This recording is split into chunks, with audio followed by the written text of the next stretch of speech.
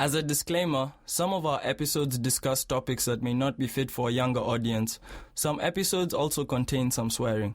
This show was produced by the Geek Happy Network, creators of the very best in audible oracle entertainment.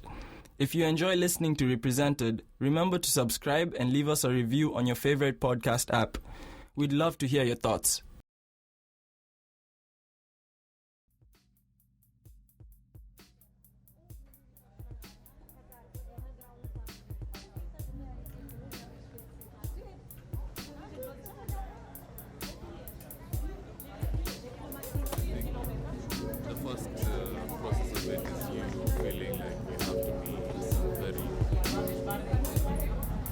For lack of a better word, pure sort of sieve and just open yourself to all sorts of information that's coming at you and really feel deeply about things that you feel you want to be affected by and that matter to you, and then just getting exhausted.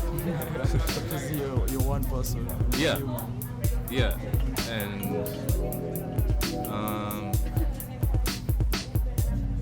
I feel like it had gotten to a point where sometimes I'd go and look at news stories and I'm in bed, and if it's a day when I'm free and I don't have to do work or anything like that, just like lose all energy because of how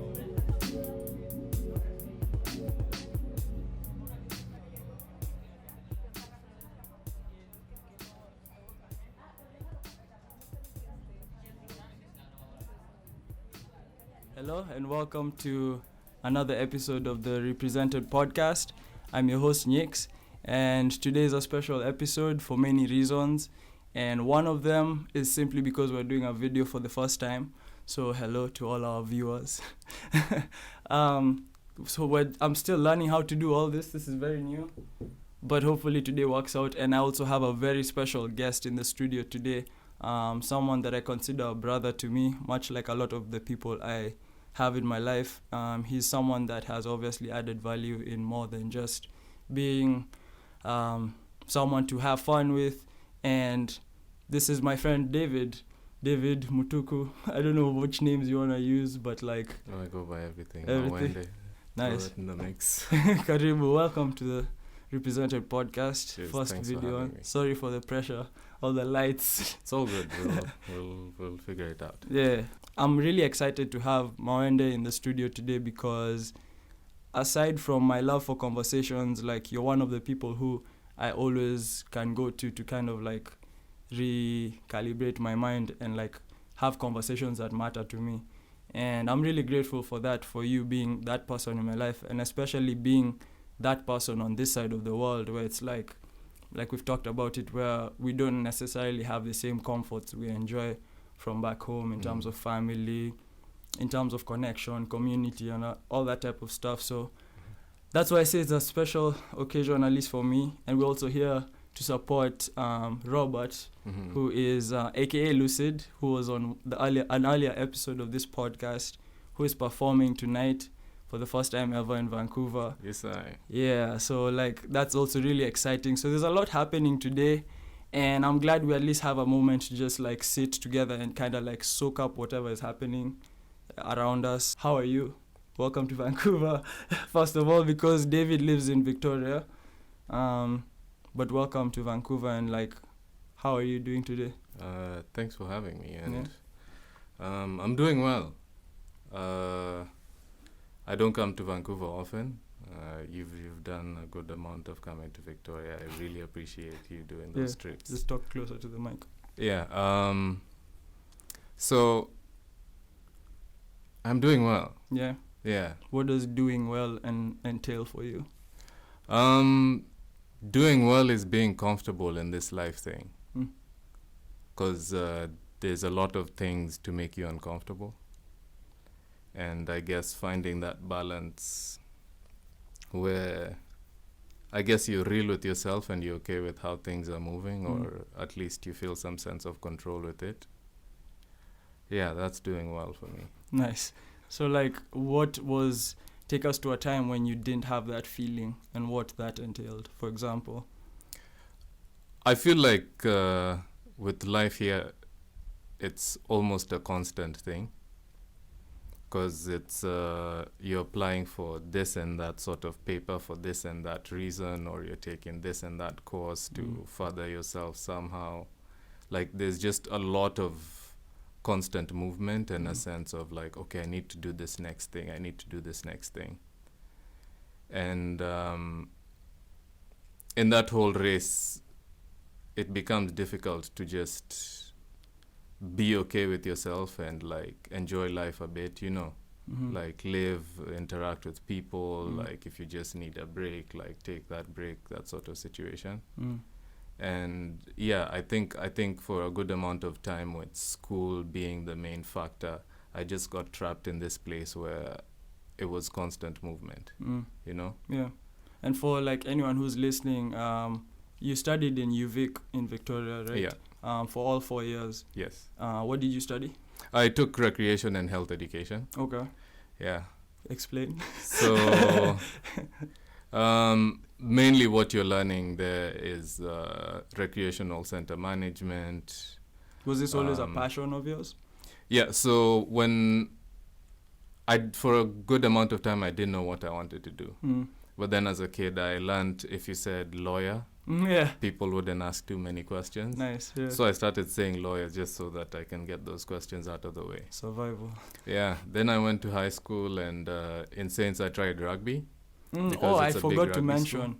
Me and Mawende went to St. Mary's together. That's obviously like one of the biggest connecting factors between us. Like the fact that we went to St. Mary's together in Kenya, like I've mentioned before on this podcast, where a lot of my friends have come from too.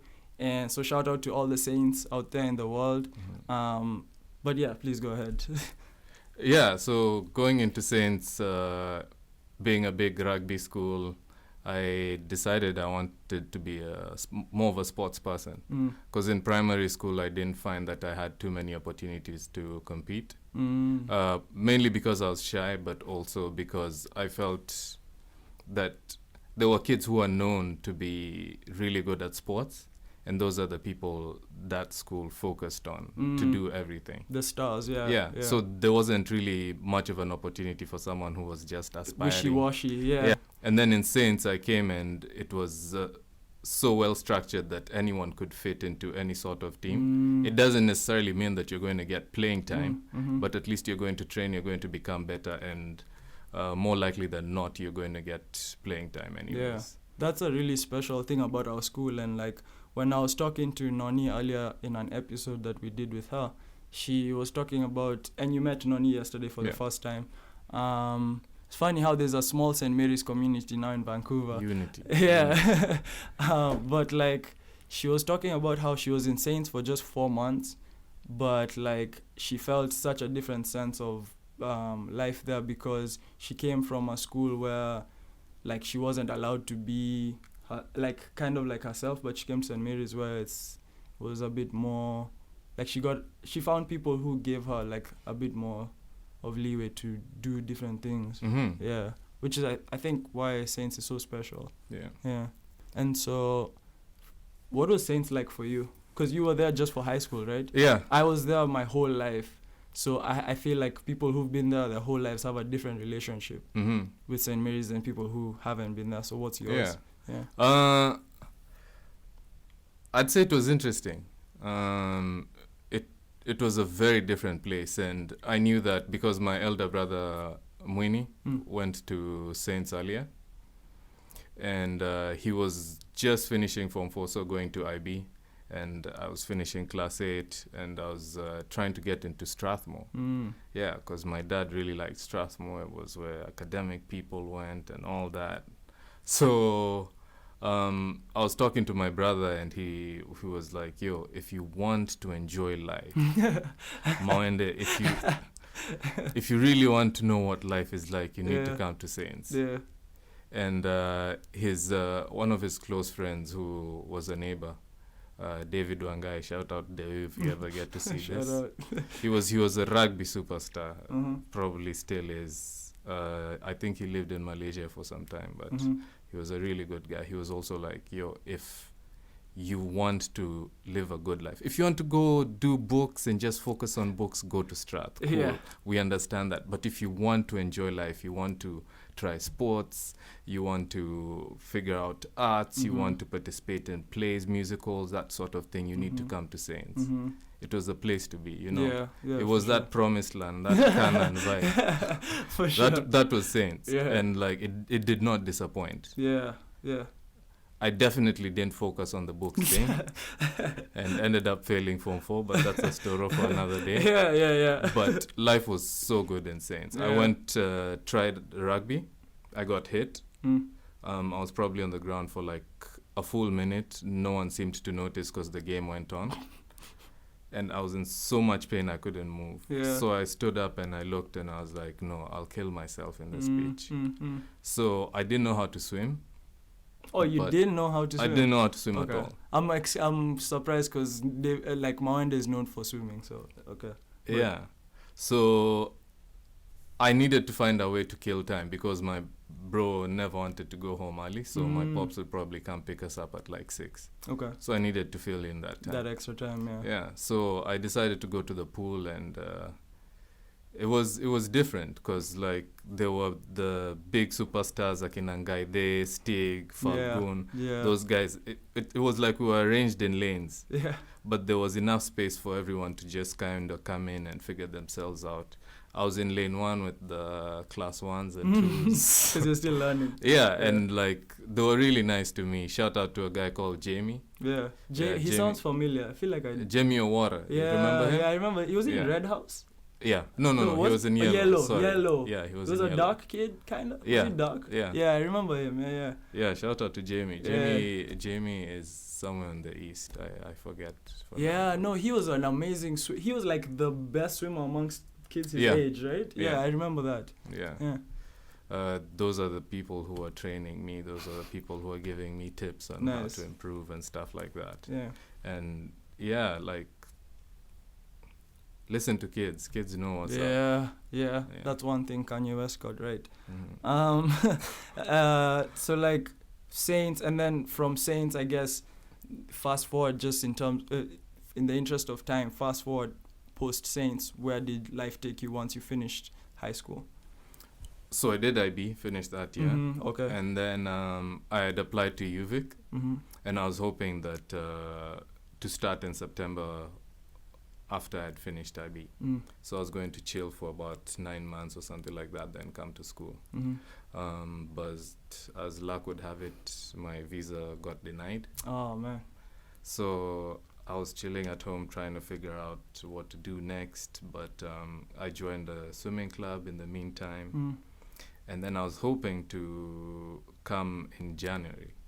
But then I went to apply, and on the day I was going to apply, they were like, oh, we just closed the applications for this round. Wow. So I go back home, I try to talk to the university again, and they were nice enough to send me another letter. So I applied the next time and finally got in. But I had spent a good amount of time at home just chilling. Yeah. What was that time for you like? Because I remember my post IB life for me was like, that was one of the, like, it was very, very interesting time because everyone kind of didn't know. I don't think looking back, nobody knew exactly what they wanted. Yeah. But everyone said exactly what they wanted. Yeah. But it's like, no, looking back now, it's kind of like we didn't have a clue what we were doing. How do you feel about that time for you? Did you spend the time wisely in terms of learning what you wanted out of the next phase of your life, or was it kind of just like the time just passed? I was basically trying to kill time. Okay. Yeah. I was in a bit of a jam because I felt like everyone else who I had finished with kind of had figured out exactly what they needed to be doing, and they seemed sure about themselves. And I was there just like trying to figure myself out. I wanted to do something that was out of the ordinary. Which was? Like recreation and sports-related stuff. Yeah. So I could feel it was a bit scary. Yeah, because everyone is looking at you and like having opinions on on your life, Yeah. which I guess is from that point onwards Yeah. continues for the rest of Oh your yeah. life. Everyone has an opinion about what you need to be doing and all that. But like it felt much louder because I had the time to just sit down every single day and like focus on the reality that I was not assured of a place in school. That I didn't know what I wanted to do if that didn't work out. And I guess that whole fear of, okay, it's time for me to become an adult, and I'm just feeling really helpless about my situation. Yeah, so it was a bit of a scary time. Yeah. It helped me really evaluate what was important to me. Yeah, I thought about all the things that I could be in life, and at that point in time is when I felt like, I need to be a person I can be proud of. That's a big, like, I think it sounds small, but it's, for me, I think of it as a big deal because I don't know, how old were you at the time? Maybe 20. I was 20. So I was 19 when I was in that phase, and like I wasn't thinking on that level of like I wanna like myself at the very least, which is like something I feel like people take that for granted. Like the fact that I wanna be able to wake up and like myself. Yeah. It's like that at that age you're not even thinking that there's a possibility you might never like yourself, because like you're with your friends, everyone loves you, with your family, so like you think you love everything about what you're doing until you really look at it and you're like, oh wait, this had nothing to do with what I really like or believe in. And so like for you, once you fighting through that, and then you moved to Canada eventually. Yeah. What was that transition like? It was major excitement. Yeah. It was, 'cause you finally, oh my goodness. It was like, wow, okay, I got the visa. Yeah. Wow, okay, I climbed the plane. Wow, okay, I arrived in this place. And then I was living at a hostel downtown because university wasn't ready to pick me yet. So I couldn't get a place in res. And every day I'd wake up and like I'd seen McDonald's on TV. Yeah. So I used to go to this one Mickey D's, and I ate Mickey D's for about 7 days straight. Yeah, breakfast. I can't lunch, eat it dinner. anymore. I can't eat most things. Yeah. Sometimes I'll try the fries, but most things, just the smell of it from that first experience of just cramming it. Intense, yeah. Yeah. And then like adjusting to taking care of myself, stuff like grocery shopping. I had never needed to figure out like how much money goes into groceries for me. And my pops had given me a good amount of cash, and in the first 3 weeks of being in Canada, I felt like it all just flew away. Yeah. And I was panicking. Yeah. Because I was like, okay, already my parents are struggling to bring me here.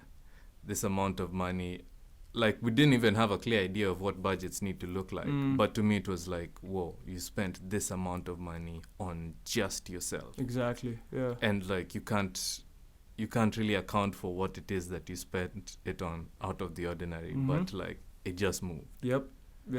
Just on basics, man. Yeah, so it was a lot of scary times like that. Yeah. And then my parents kind of being on my back like, yo, we need to know what, like, a fixed amount of money that you need a month. And I'm just like, it's tough. No. Yeah, dude, like where do I start? Yeah, it's that's such a like the first dollar you spend when you leave home. Because again, when I talked to Noni, she was talking about her experience of her mom told her like, when you leave, don't spend any money. And then but it came to a point where she had to, because she was really hungry in the airport. But then again, she didn't know what is what. Yeah. So she overspent, and she had to like, so like there's always that orientation of just like, yo, the exchange rate is crazy over here and stuff. It's like this small, what other experiences like those can you remember of like trying to adjust to like a whole new life in that first year? I think I was very blind to the differences between here and back home. Besides stuff like the weather. The weather will just shock you. For sure. Yeah. On that first day, I think it was 26th of April. Okay. 2011. Okay. I remember. I walked out. Wow, I came almost exactly a year after you. Mm. Yeah, because I came 27th or something of April, 2012. Nice. Yeah. So I looked outside and the sun was shining. So I thought, man, it must be a nice day. And I came out and I think I only had a t-shirt and a hoodie. And I opened the door to this place and the wind hit my face and like tears were just running down my face. Yeah. That was the first shocker for me. Yeah. And then Victoria is a small town. So every day looks like a weekend because of the number of people who are walking around, because of the fact that they're not in a hurry. Like a lot of things are much chiller than what the Nairobi pace was like. Yeah, so true. I was trying to fit in, which is difficult, particularly because it's like there are not too many black people in Victoria. Yeah. So I was walking as fast as I can around the city, and I'm just noticing people are looking at me like, "What are you doing?" You know, and everyone is just chill. Chill, yeah. So that would have worked in Vancouver, but not in Victoria. Yeah. I was trying to fit in so hard, and it was difficult. Yeah. Yeah, I think those are my first memories, just overspending and like trying to fit in. Yeah. How deep did you go with fitting in? Because I know like a lot of us out there have done things we never thought we'd ever do to try and fit in, because we've always lived in a world where everything kind of accepted us. And like you come to a place where it's like, okay, you literally have no choice, you have to start afresh. Like do you feel like you ever do you feel like it ever got to a place where you almost lost sight of like what it is you even wanted in the first place? Because I feel like that's something that happens to a lot of people when they try and fit in so hard. Like, because I know for me, for example, like with fitting in, let's say with like even simple stuff with how you dress or whatever, like you make small compromises like that. Yeah. And then like you make enough of those, and then months later you don't really recognize yourself. And then you're like, what am I doing? Then you have to start again, and it's like, okay, let's try this one more time. Yeah, I don't know. I didn't find myself in spaces where I felt like that was necessary. If you spend enough time in Victoria, you'll figure out that like difference, like everyone's just really trying to be different. Yeah, that's true. I mean, whenever I visit you guys, it's evident the culture there is so much more different. Yeah. People there are so much more into like and obviously like we've talked about, some people do it too much, where it's like centered in community and like more of a like a wholesome lifestyle, and some people overdo it kind of thing. Yeah. I don't know. I felt like I was comfortable enough to be different the longer I stayed. Yeah. Because there's like this girl who would come on the bus every day, and she'd have like a bouquet of flowers in her hair. Like just a round ring type of thing. And she was just famous for that. Like everyone knew, oh, it's her again. And like everyone would be surprised and, okay, cool. She has cooler things today or whatever. Like just give their opinions, you know. And so like there's too many cultures going on in terms of the musical crowd, in terms of like different communities, because everyone is trying to get some sort of recognition. Everyone's trying to come up with a festival to celebrate themselves. So like there's enough places to get involved, you know. Do you like that about Victoria? Yeah, it's good. I think it's good. It gives you lots of options, but also you can find yourself stretched hard, because a lot of these organizations are being run on volunteer time. So everyone's really trying to corner you and be like, hey, can you come and volunteer for us for this? And it can get really exhausting. Yeah, so I guess those are the pros and cons of that sort of scene. Yeah. And then like now, at what point did you start feeling more comfortable in Victoria? Like what year? Was it second year or end of first year? Or? I feel somewhere in the middle of my first year, because I didn't start on the regular September date. I started in the summer. So the summer was a bit deserted, so there was a lot more space. I lived on campus for a while. I had beef with my roommates on campus, so I decided to move off campus. And I think we had mentioned earlier, as we were talking about how the sort of social energy that is around campus when you're living there. Yeah, So, the sheltered. Yeah, I feel like I really got to escape that whole experience. And not saying that it's a bad thing or a good thing, but I got to escape it by just living there for like a month or two in the summer. There wasn't too much going on. Yeah. After that, I lived off campus my whole schooling career. And in some ways, I feel I wasn't as involved in terms of partying or anything like that within the school itself. Yeah. But then in like finding a bit of an African community where people were doing that sort of thing, I was able to do that. I was able to get involved with a lot more things that were happening off campus than on it. Okay. Was homesickness a thing for you? It didn't check in until towards the end of the first year. And I don't know if I can call it homesickness, but it was some sort of anxiety about kind of being left behind or me leaving home behind. Yeah. Could you explain that a bit more?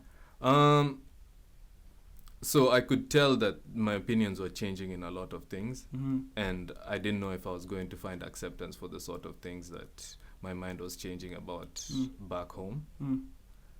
So what are some of those things, if you don't mind sharing? You can do like the lowest hanging fruit. It doesn't have to be like... Sure, I'm sure everyone has an idea that Canada recently legalized marijuana. Gang. And so my opinion on such things were changing.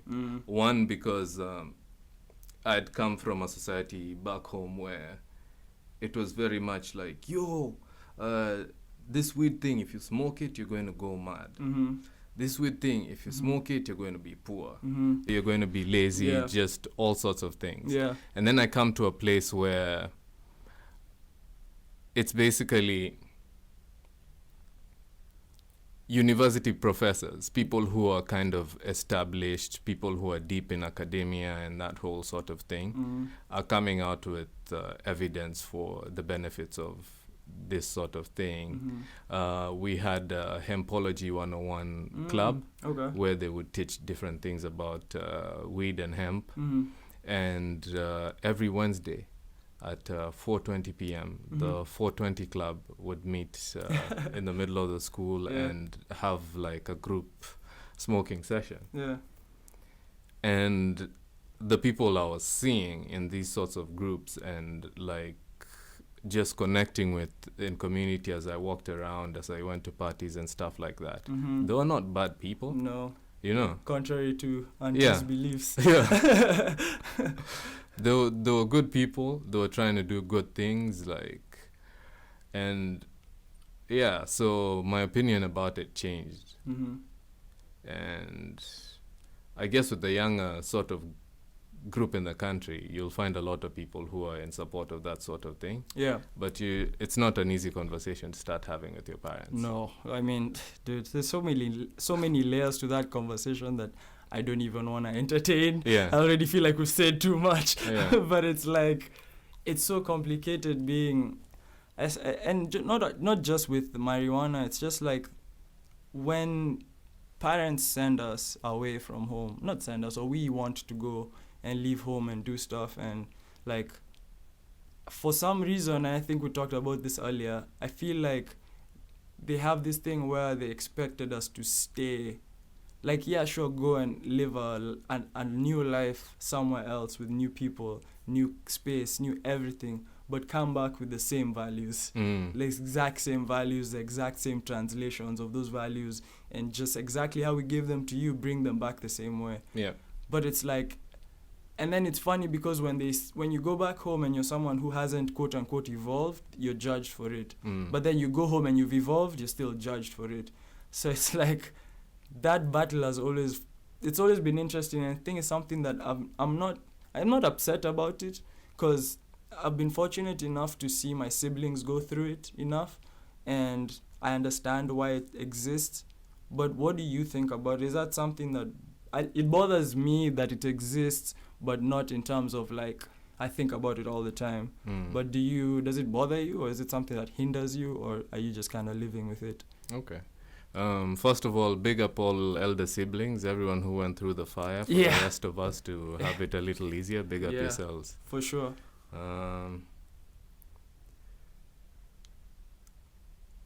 I don't know. I feel like the more I've had the courage to open up, the more I've understood that my parents are maybe not as willing to receive the information, but they really try hard to somewhat understand where it is that I'm coming from.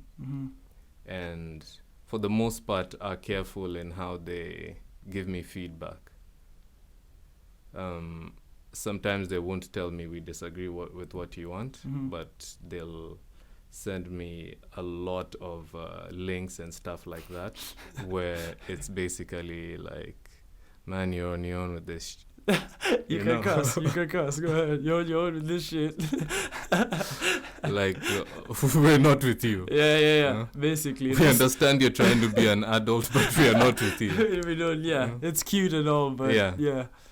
So, it's been interesting.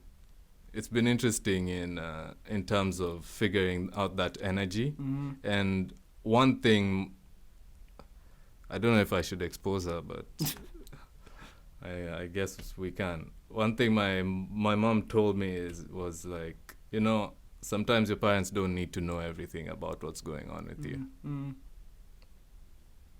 Like you need to understand where they come from. And I guess this was from her own experience.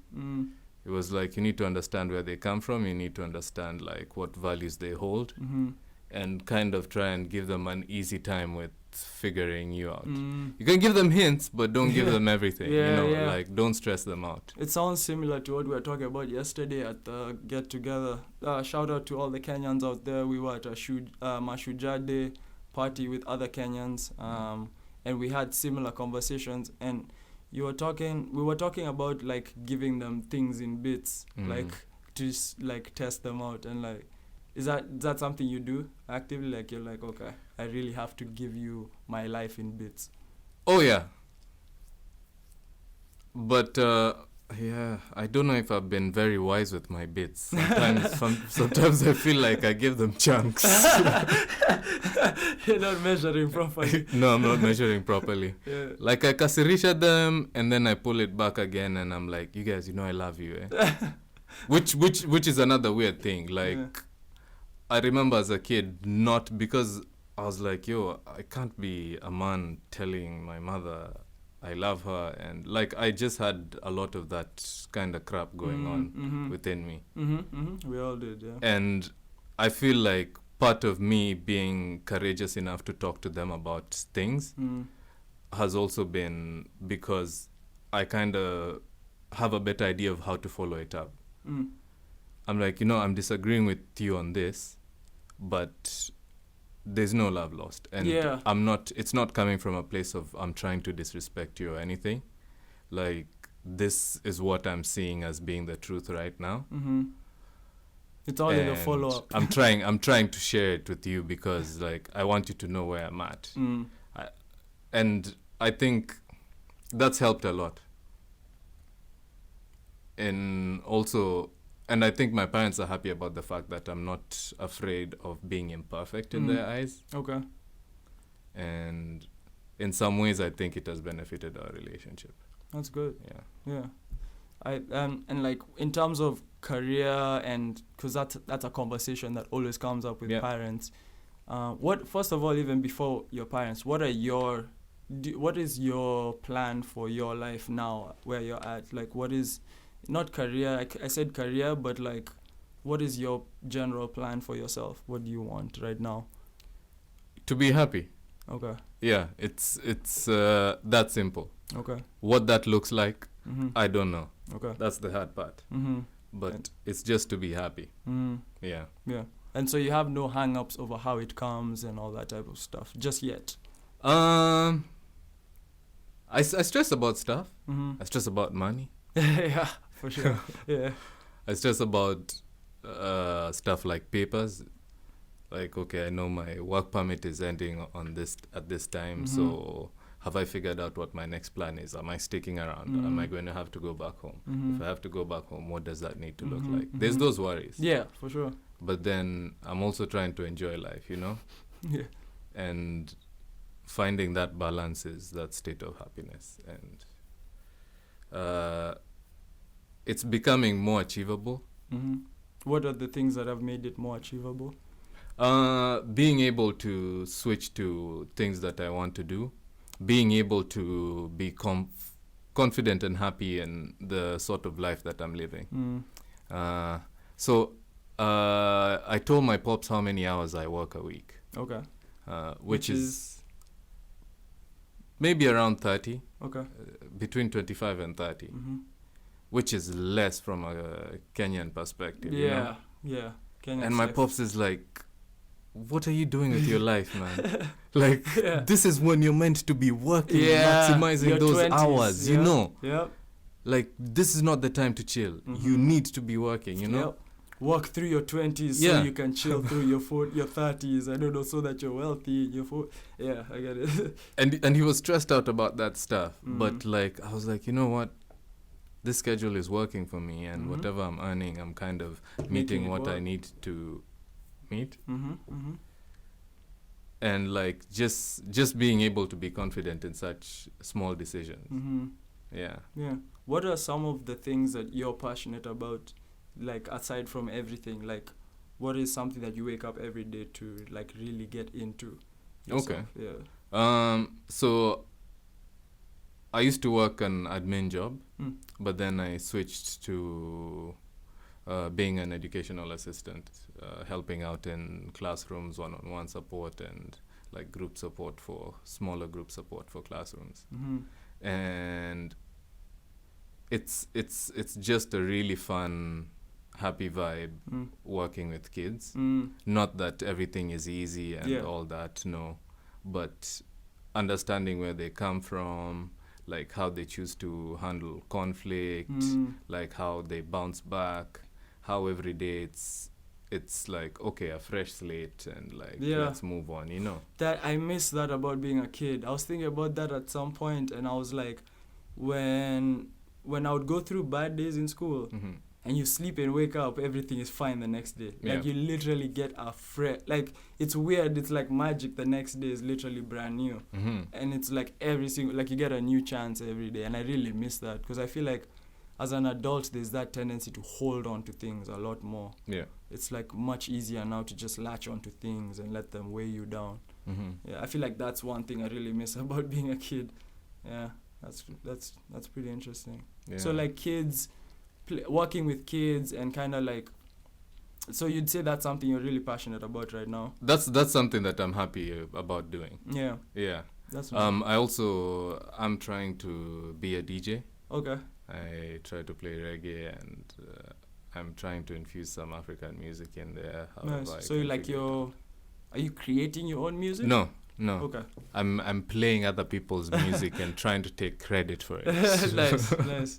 That's the way to do it. Yeah. Nice. What have you always been into reggae ever since you were a kid, or? In some ways, it was always around. Okay. Because there was we live in Eastlands, Greenie. A lot of people used to listen to reggae. There was even a neighbor of ours called Aleki. There's always an Aleki in the neighborhood. I think he went by Tequila. Oh wow! He had a reggae track. Ni lazima Babylon I realize. Nice. And from back then, man, like we used to be so proud of that guy. We used to identify with that sort of thing. And then being in Matriz, that was the music that was bumping. Matriz are matatus, for anyone out there who might not know what a Matriz is. Basically a public transportation vehicle, but in Nairobi, Kenya, it's a different story because there's a whole culture surrounding it. The cars are not just simple vans, they have graffiti on it. It's like a mixture of African culture and hip hop and also some aspects of reggae depending on where you are, sound systems in it. It's like a whole thing. And if you're curious, you can just Google Matatu culture on Google. You'll see what I'm talking about. But yeah. Shout out to Dennis Muragori. He's a guy, he's an artist in Nairobi who also does paintings and prints on Matri culture. Okay, nice. Yeah. Okay, so you've kind of always been around the music then? Yeah, so just experiencing it in those places, and I think I've always wanted to be a better person. And I found that a lot of reggae songs have a message about being a better person, about like how things could change for the better and stuff like that. So it was music that I felt kind of resonated with me. Why do you feel, what is being a better person for you?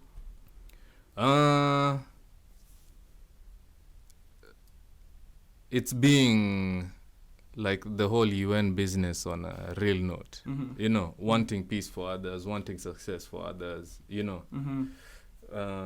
I'm one of those guys who stupidly believes that there's enough in the world for everyone. Yeah. I'm starting to believe that too. But like figuring out a way to achieve it is a difficult thing, you know. But I think the best that one person can do is like try and work on themselves to be an image of that thing that they want it to be. And for the most part, that's what I'm trying. Yeah.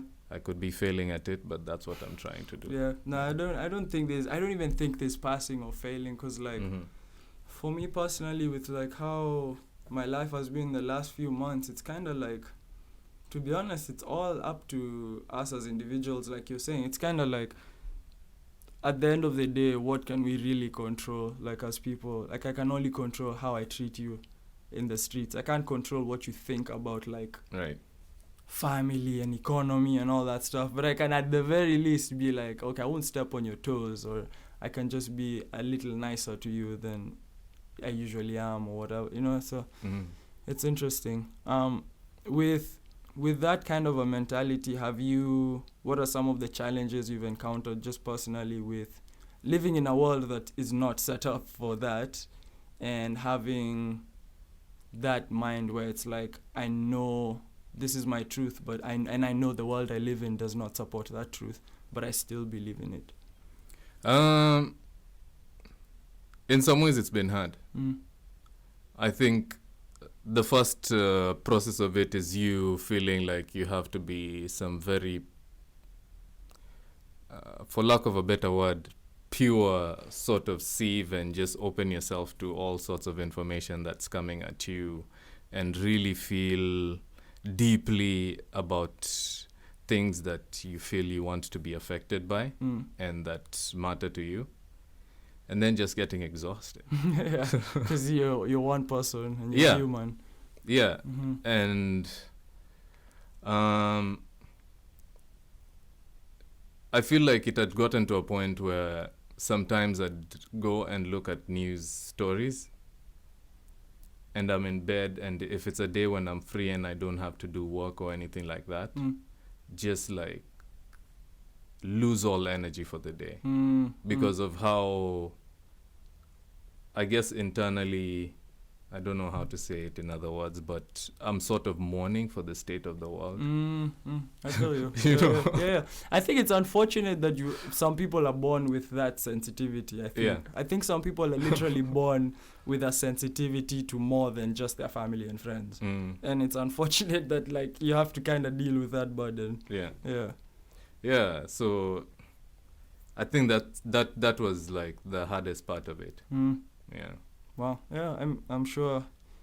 Yeah, and then especially again coming from like African culture and then moving to quote unquote the West, where like a lot of the things our culture is chasing are on a heightened level here.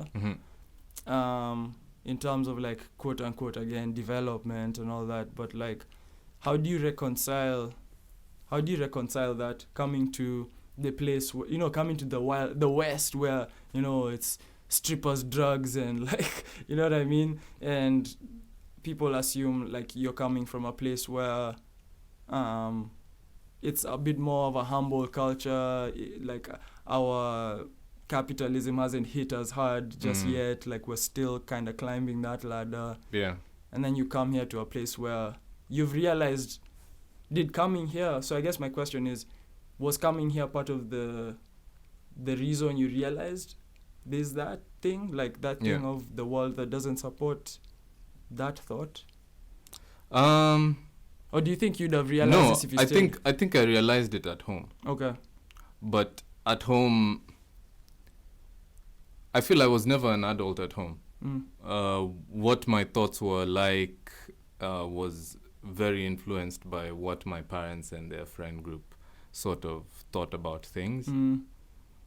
And as much as I tried to think for myself, it seemed more beneficial to present their thoughts to them because they'd appreciate that shit more. You know? Like you go and repeat the same thing they said and they're like, wow. This child is really... being a good boy. Yeah. Being a good boy, basically. Yeah. That's what it is, yeah.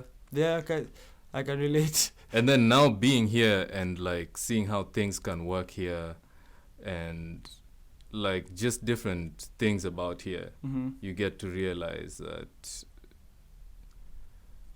things are not the same, you know?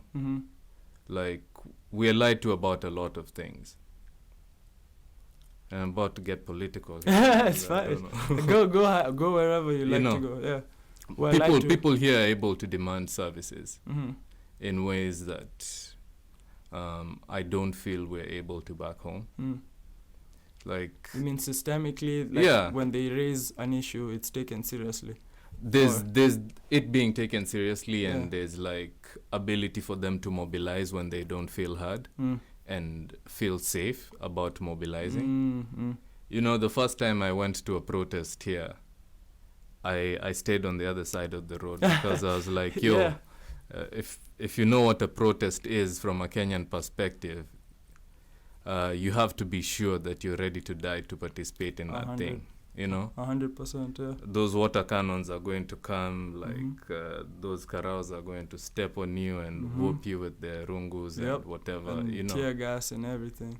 And here, man, the cops come with you. They escort you, like from the back to the front. Yeah. They clear the road for you. They have to announce that, like, this is going to happen on that day. So be aware you don't pit on this road and that road because these people are trying to say something. You know, there's that going on.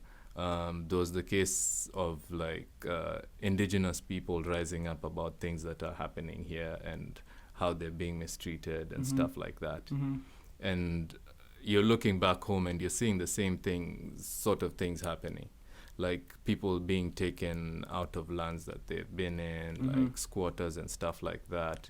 There's so much of that sort of thing happening, and there's like a lot of rich families who like just have thousands of acres of land and nothing's going on there. And there are people who have nothing and they cannot have anything. And people's houses being demolished after being approved, and like there's a lot of that stuff, you know. And what do you think it is about Canada that why can't we do the same thing? Let me try and blow your mind. Okay. I'm ready. The way I look at it, I don't feel like Canada is better than Kenya. No, yeah, for sure. I feel like, and peace out to everyone who's going to feel bad about this, I feel like Canada is more skilled in hiding its shit than Kenya is. You know? Yeah. And the stuff you get to discover and you get told about the truth, it feels very much like the same situation that happens at home. The person who's speaking the truth, because they don't have proper financial backing, they may not have the language or the knowledge of the law to present themselves in a way that the system can take them seriously. They get ignored. And back home, like we see it all over because like we're a little less concerned with hiding poverty back home in Kenya. In here, it's hidden. Man. Everything like, is people hidden, do not want to associate with that stuff. Mm-hmm.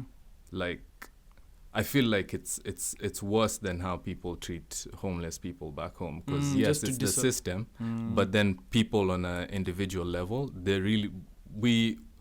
I wouldn't say we're really nice, but we are cognizant. We see them. Yeah.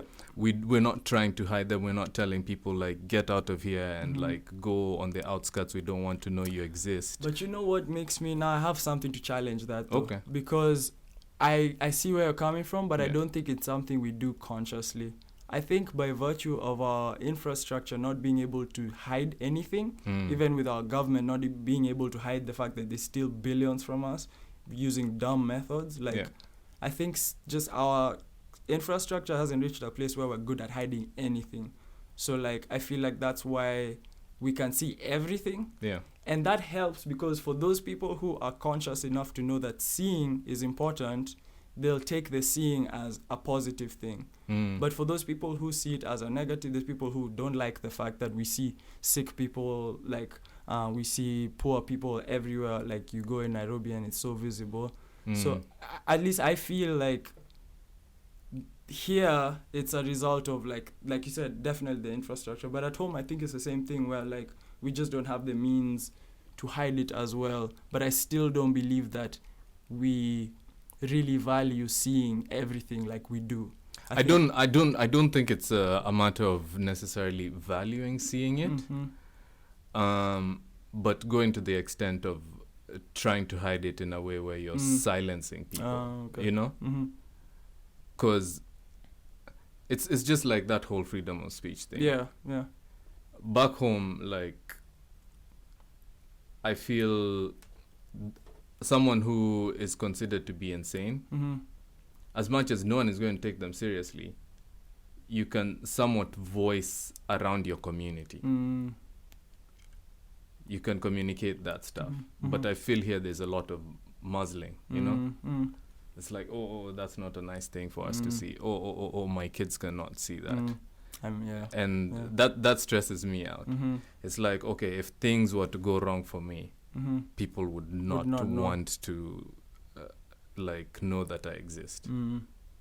Yeah, that's the unfortunate place I felt, and I feel like that's part of the mortality of being an immigrant here. You kind of have to, not have to, it's unfortunate that you have to, but I feel like dealing with the fact that it's almost like your life matters, but like it kind of matters a little less than like, you know what I mean? And it's like, especially as an immigrant, I guess like as an underprivileged person here, I'm sure it's like its own thing, but it's almost like when you're an immigrant, you should accept it because it's not your country.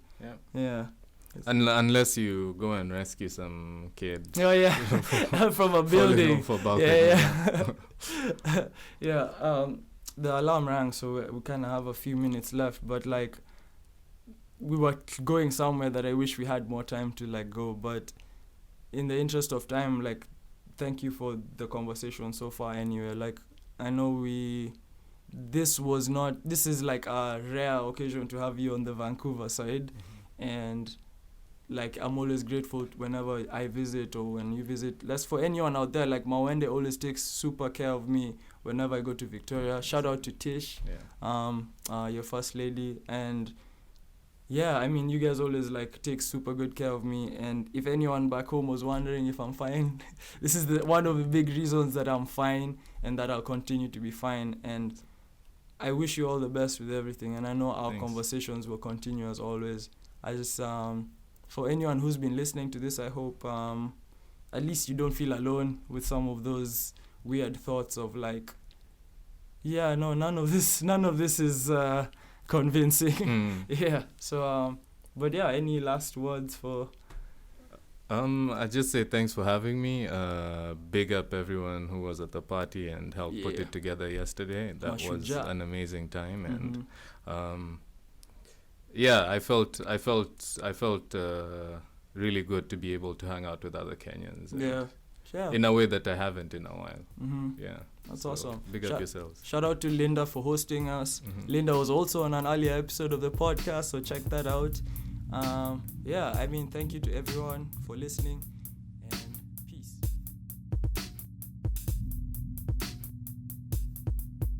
If you'd like to be a guest on the Represented Podcast, feel free to hit up at Represented Podcast on Instagram or email us at representedpodcast@gmail.com.